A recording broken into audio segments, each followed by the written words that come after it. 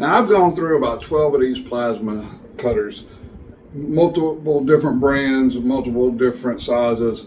So I'm pretty familiar with most of the features out there. Now, what I look for is a good value. I want something that has a lot of features at a good price that performs very well. I'm not looking for the cheapest. I'm not looking for the most expensive. I'm looking at that good value. Now, this is a new brand I hadn't heard of before, this Arctaylor, and I got a couple of their machines here.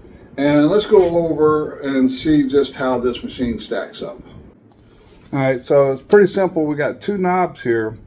We've got our air and cut.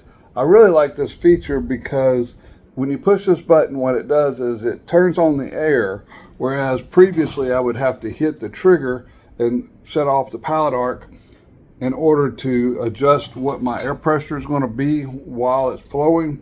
And this way you can hit the button and it will flow there. And you see it flows the air so you can adjust the pressure. I really like the fact that you have your pressure right here on the screen. So besides that, you know, you've got a plate and a mesh mode, and then you can adjust your post arc and your past arc. And then you also have this 2T and 4T. That's on most all these new machines.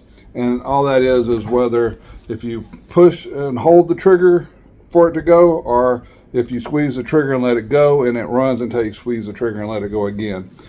Pretty standard there, but I really like the fact that you have the pressure. Now the actual pressure is set by a regulator here on the back of the machine. So, you know, that works perfectly good. You know, we got this regulator going in, and then it's feeding into the back of the machine here. And, you know, on the back here, we just have our off and on. And this is just a regular air fitting. And when if you notice, there's no pressure gauge back here, because when I turn the pressure on the back of the machine back here, it actually adjusts the pressure up here on the front of the machine, and you can see the pressure reading right there. Really like to have that. And if you notice here, like this has got a red, a green, and a red, so that's saying that I'm actually too high of pressure. You know, a lot of times if you don't use these every day, you forget how much pressure do I need. And I really like the fact that it gives you, you know, a optimal pressure. And now something that you see here is it's showing me my range. It's actually saying my pressure is a little too high, but it's also got up here that we're on 110. Now, if I want to convert this to 220, all I do is turn it off. I unplug from the cord here. This is a 110 cord. They come with this little adapter right there, but the machine is actually plugged for a 50 amp 220. You plug it into 220 and you turn it back on, and now the machine is converted to 220. Up here on the screen, once it comes on, you'll see that it's showing that it's 220, but also you see the pressure down here. Our green and red area is different because you need more air pressure running the higher voltage. And one last feature, you see this here has this little swivel. I like that. The fact that this will actually rotate around and swivel helps keep you from getting too fatigued. It looks like it's going to be ergonomic. I'll have to test that out and see. Now this isn't the longest whip, but it's pretty long. It's about 9 foot. But so, I mean, you can get out there a little ways away from your machine. But something I really like is that you see the ground is also about 9 foot. So many times on these machines, I've had some that's got a 20-foot whip on it, but it's only got a 6-foot ground. So your machine still has to be right there, you know, close to what you're working on. So I really like the fact that they've included the same length ground as they did the main whip here. The quality, I'm expecting to be pretty good. Just by the fit and the finish, you can tell sometimes whenever something's cheap made, just because it isn't quite everything just right. It looks like they've really taken the time and made a nice looking machine, but none of that really matters if it doesn't work worth a darn. So let's go ahead and let's see what we can cut up here, to make sure that this machine is actually going to work with all these good functions that it has. So I'm at the very minimum PSI that it's showing that you need to run, which is 20 PSI. I'm at 15 amps, which is the lowest amps that the machine will go. We're on the 110. And I've got just a real rusty piece of sheet metal here. I mean, this thing is just solid rust. So let's see how well this will cut this rusty metal.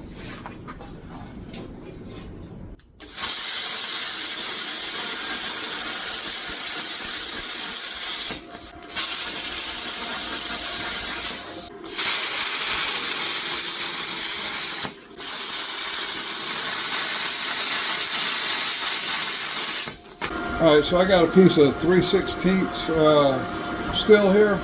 Now this is some painted red iron metal. So let's see just how well this pilot arc gets through the paint. Now I've got my ground strap connected to my table over there, so we'll see just how well this grounds.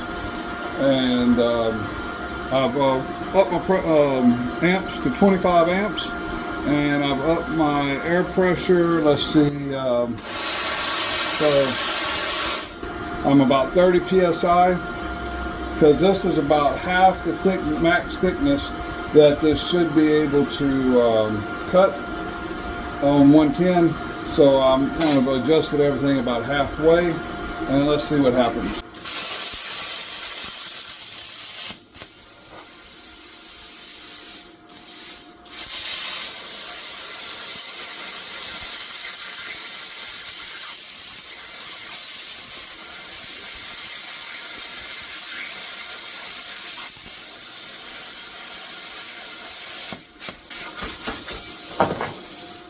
All right, as you can see, I'm up here at 40 amps. I'm on 110, and I'm running about 40 PSI of air.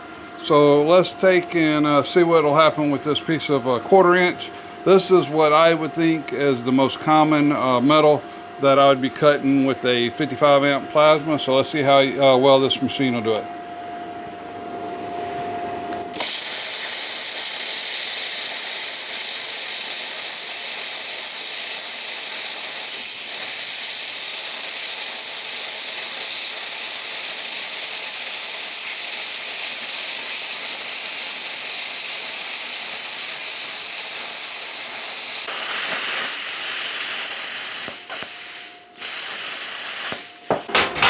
So I just wanted to bring you in here and look at this. I mean, this is that's a nice little cut right there.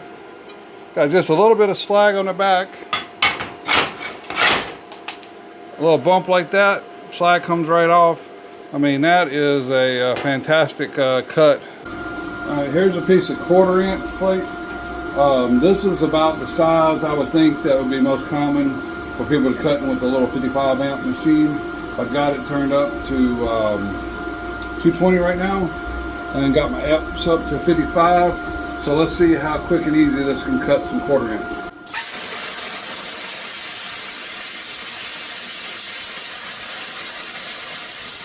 That cut like butter. Probably could have went a lot faster, but I mean, that's a pretty smooth cut. I had it angled down a little bit. Let me try that one more time, get it nice and flat.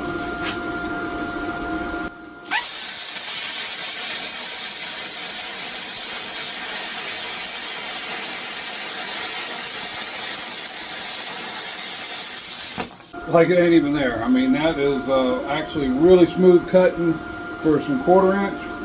All right, let's see what this thing can do. I got a little chunk of 1/2 inch here, and let's see how well this will cut this 1/2 inch.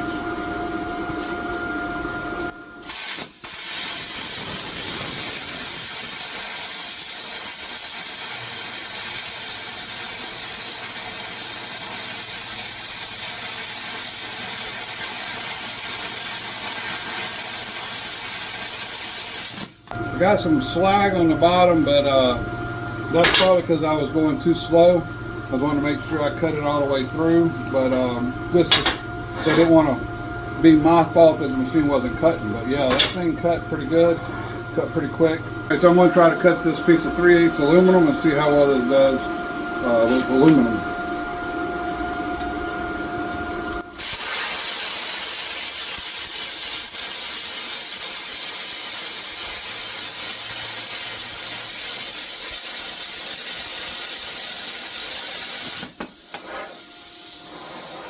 So you see, I put a little machine to the test. I mean, it's cutting 1/4 inch on 110.